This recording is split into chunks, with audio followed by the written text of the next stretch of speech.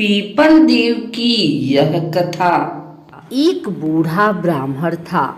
वह हर रोज पीपल को जल से सींचता था।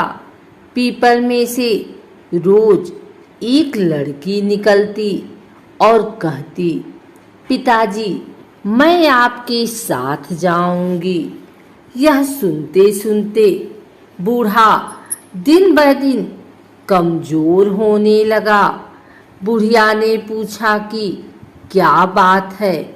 बूढ़ा बोला कि पीपल से एक लड़की निकलती है और कहती है कि वह भी मेरे साथ चलेगी। बुढ़िया बोली, कल ले आना उस लड़की को, जहाँ 6 लड़कियां पहले से ही हमारे घर में हैं, वहाँ 7वीं लड़की और सही। अगले दिन बूढ़ा उस लड़की को घर ले आया। घर लाने के बाद बूढ़ा आटा मांगने गया तो उसे पहले दिनों की अपेक्षा आज ज्यादा आटा मिला। जब बुढ़िया वह आटा छानने लगी तो लड़की ने कहा कि लाओ माँ, मैं छान देती हूँ। जब वह आटा छानने बैठी तो परात भर गई।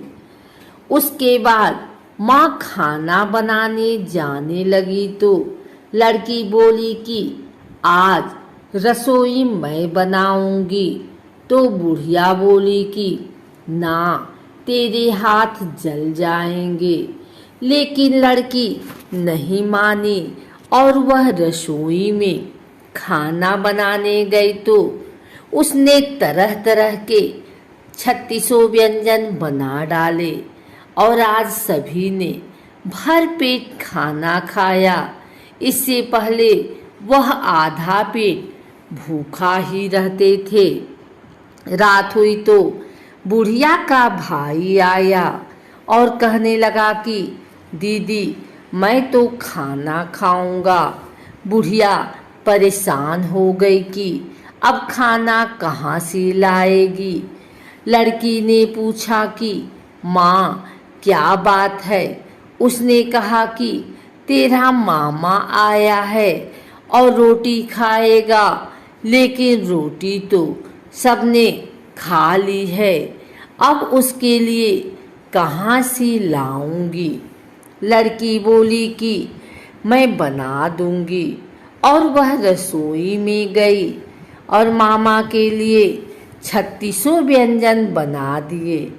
मामा ने भर पेट खाया और कहा भी, ऐसा खाना इससे पहले उसने कभी नहीं खाया है।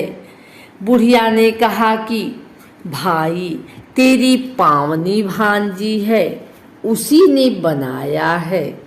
शाम हुई तो लड़की बोली कि माँ चौका लगा के चौके पर दिया जला देना, कोठे में मैं सोऊंगी। बुढ़िया बोली कि ना बेटे, तू डर जाएगी। लेकिन वह बोली कि ना, मैं ना डरूंगी, मैं अंदर कोठे में ही सोऊंगी। वह कोठे में ही जाकर सो गई। आधी रात को लड़की उठी और चारों ओर आँख मारी तो धन ही धन हो गया। वह बाहर जाने लगी तो एक बूढ़ा ब्राह्मण सो रहा था। उसने देखा तो कहा कि बेटी तू कहाँ चली। लड़की बोली कि मैं तो दरिद्रता दूर करने आई थी, अगर तुम्हें दूर करवानी है तो करवा लो। उसने बूढ़े के घर में भी आँख से देखा तो चारों ओर धन ही धन हो गया। सुबह सवेरे सब उठे तो लड़की को न पाकर उसे ढूंढने लगे कि पावनी बेटी कहाँ चली गई। बूढ़ा ब्राह्मण बोला कि वह तो लक्ष्मी माता थी। जो तुम्हारे साथ मेरी दरिद्रता भी दूर कर गई। हे लक्ष्मी माता, जैसे आपने उनकी दरिद्रता दूर की, वैसे ही सबकी करना। पीपल देवताओं का साकार रूप है। पीपल को जल चढ़ाने से देवता सकारात्मक ऊर्जा बढ़ाते हैं। पीपल में प्राण वायु बढ़ती है एवं प्रदूषण समाप्त होता है, जो एक दैविक कर्म है। पीपल पेड़ों में सबसे श्रेष्ठ माना जाता है। यहाँ तक कि भगवान श्री कृष्ण ने गीता में सभी वृक्षों में अपने आप को पीपल का वृक्ष बताया है। साक्षात भगवान विष्णु अथवा भगवान कृष्ण का ही स्वरूप है।